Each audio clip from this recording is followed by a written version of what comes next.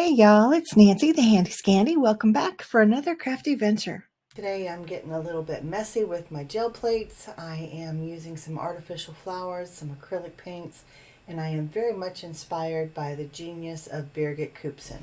The other day when I was at Joann's, I picked up these two big Gerbera daisy clips. So I bought them with the intention of using them for gel printing. So I have those. And then I also picked up a couple different greenery, some foliage, and I said I might snip some of that to use for gel printing. So I have one of each. So this one's a little more bushy, or the overall pick is, and then this one is a little more kind of a weepy, willowy kind of thing. But you can also see that the leaves are very different, so they'll give me different prints. So I have those, and then I also just went through an old bag of florals. Have this great big, I think it's grapevine, isn't it? If y'all know, if it's not grapevine, tell me what it is. I feel like it's grapevine leaves. But old as the hills in my stash. And then this one I think is just like an English ivy, but it's a big English ivy. Again, tell me if I'm wrong. There's some smaller ones. I like that this gradiates in size from that tiny one to this big one. So lots of different options I can use with that one. And then I have these two little sunflowers. That piece has come off, so obviously we won't use that. And then I have some daffodils. And I have some other daisies.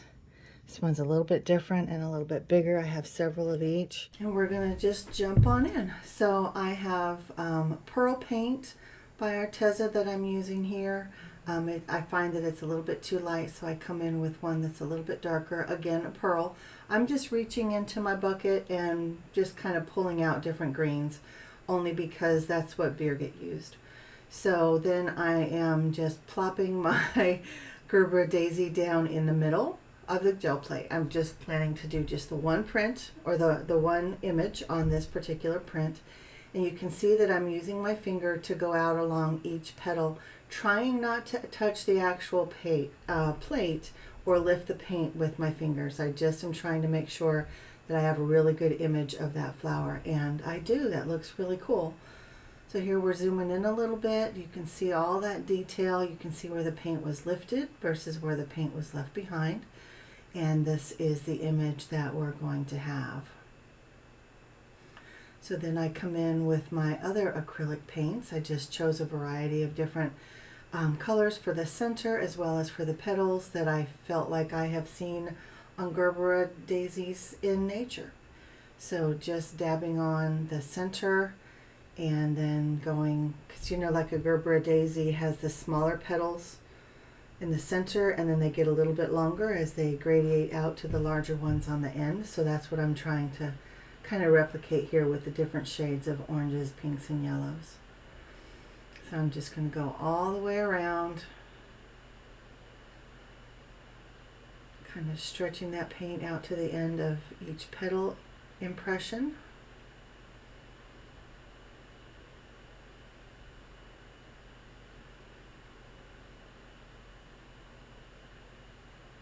And again, this is something totally new to me. I've just seen Birgit do it several times.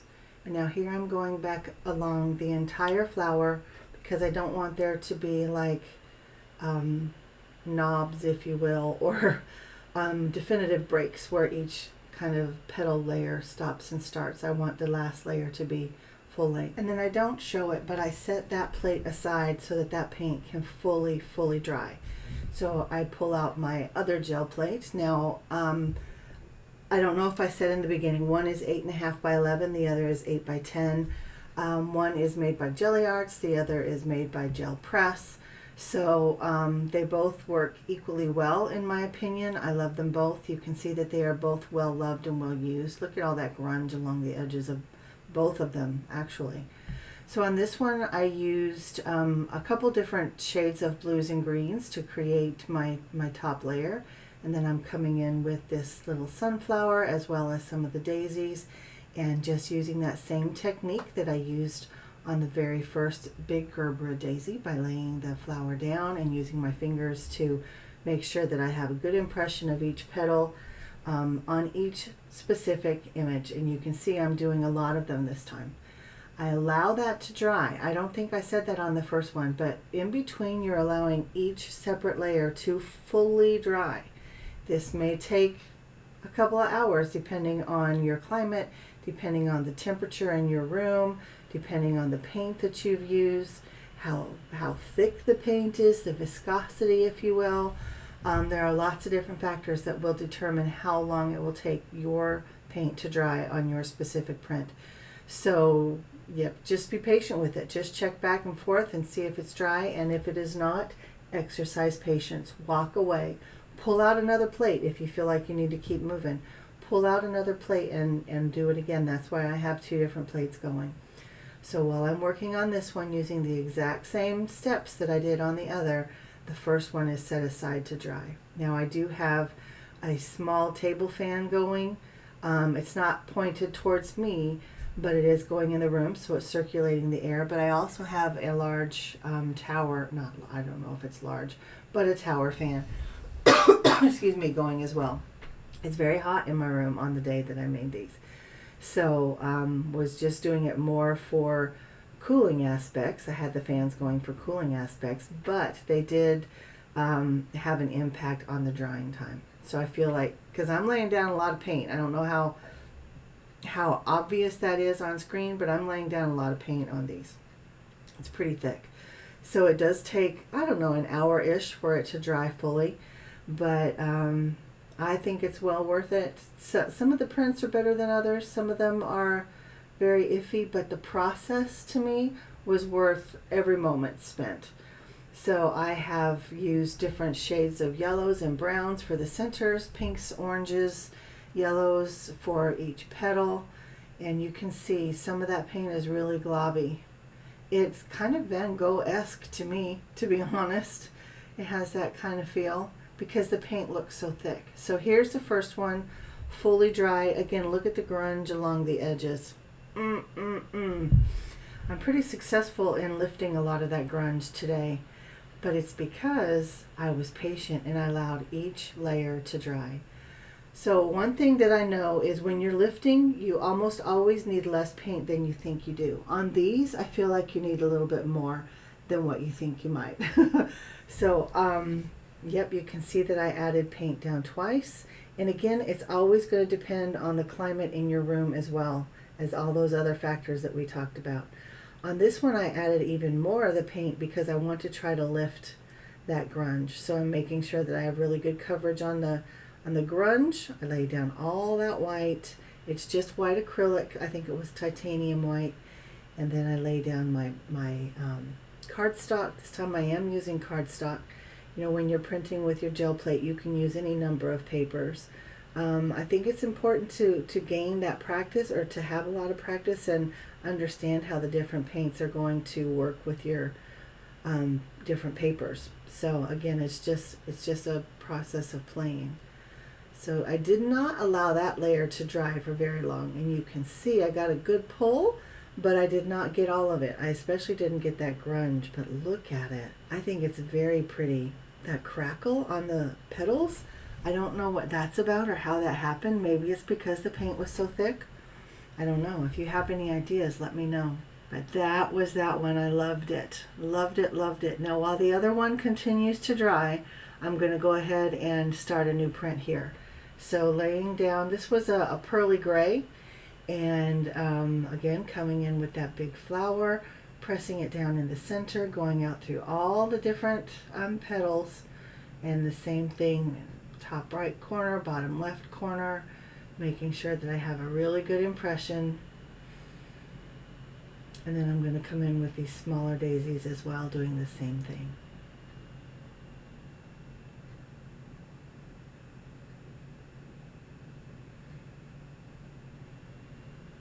Now you're allowing it to dry, fully dry. I had to walk away because the other one wasn't dry, this one wasn't dry. Had to walk away. I went and I got a fresh cup of coffee, and I did some laundry, and I got dressed for the day, and then I came back, and that's when I started adding the center colors as well as the petal colors. And again, this is the same as you've seen me do. I'm using different strokes, different lengths of strokes for the different layers of petals, kind of changing my colors, mixing my colors as I go, just to add some interest. Working my way around the plate to make sure that I have each of the flowers painted in the way that I feel like I want it.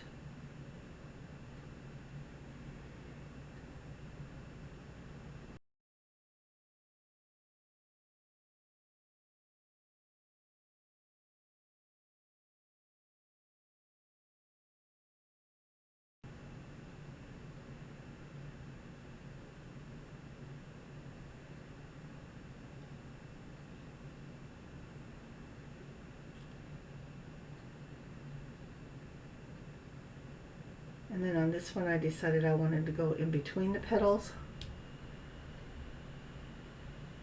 I wanted that texture. And then here is what it's looking like as it dries. How cool is that? You can see it's still wet, but it's looking really cool. And again, I've got that crackle. I thought maybe the crackle came because I actually lifted the plates, but I don't think that's why. I'm still not sure why. But we're going to go ahead and lift it now. It is dry. The center on that top right one looks like it's still wet, but it's not. It's just thick.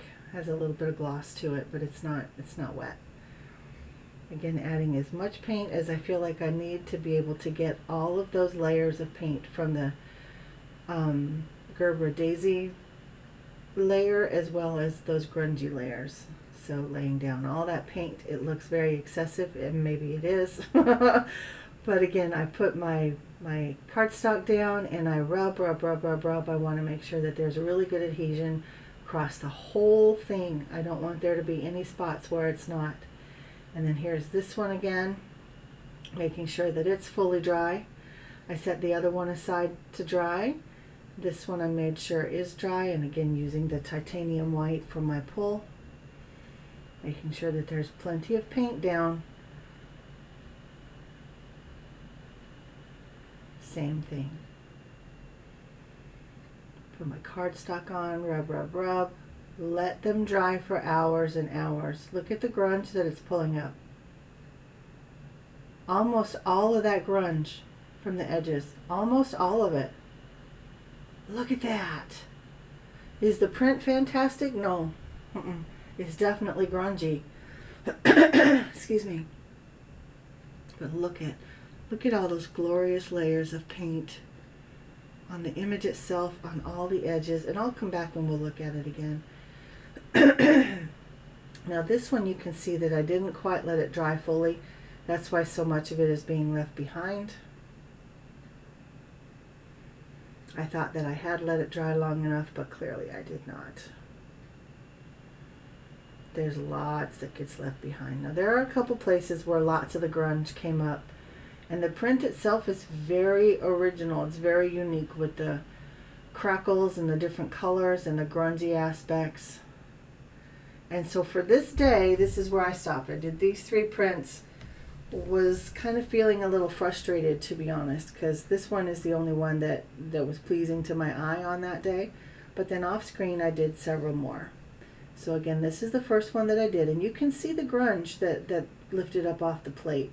And I'm actually more pleased with the grunge that I got up than I am with my prints. But y'all tell me. I always want your opinion. So there's that one. That is, I don't know if this was actually the second one or the third one, but you can see all that beautiful grunge. And then on, there are 2 sides to each gel plate. And I think that I have lifted all of the grungy bits off both sides of my 8.5 by 11 as well as my 8 by 10.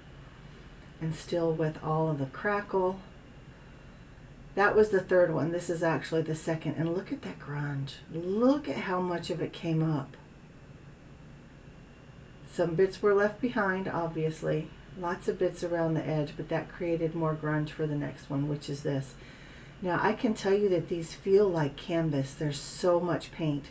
It's so thick and it's so heavy, from the old layers of grunge to the new layers that I put down to create these daisy images. which this one is probably the worst of the three prints, to be fair. But it's so unique with the thickness as well as with all the grunge that it lifted. Now this I just was playing off screen, and it's just a piece of graph paper, and I used those little twiggy branches. I laid down a very light layer of green. You can barely tell that there's two different shades of green there, but there are. And this particular one picked up all of that kind of rusty, russety brown from the other print that was left behind. Yep, it picked up all of that and left a slight impression. This one I used some of those same greens, and I did I used bubble wrap, the large bubble wrap, which my heart just swoons every time I see it. And then I wanted the contrast with the green, so I chose red. And it gave me contrast, but I don't know. Bits and pieces will be fine. So as a whole, I don't really like it, but bits and pieces will be fine. And this one I think is the same, right? It's very unique. It's very original. Again, I wanted the contrast with the blue to the red. And, you know, did it work? Did it not work? I don't know. You can see the images when it's tipped in the light. So we've got, you know, that reflection with the gold. And I don't know where this bright yellow came from. I don't know what color left that behind. But it looks really good. So there I was going back and I was looking, was there any yellow there? Now this one I actually pulled when I got home from work. I had left it all day. You can see all that grunge that it lifted. And that was the last layer of grunge on my two plates, both sides of both plates. So this one you can almost see the image of the quatrefoil because I laid down the quatrefoil.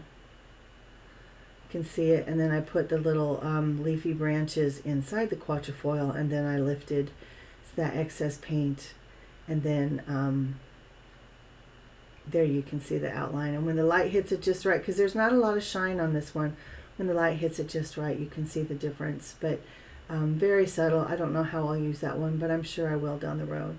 This was a brayer off, as was this, both sides. And on the other one, I used the bubble wrap to make another print. But these are my prints for today. So you tell me, were the floral prints successful? That one not.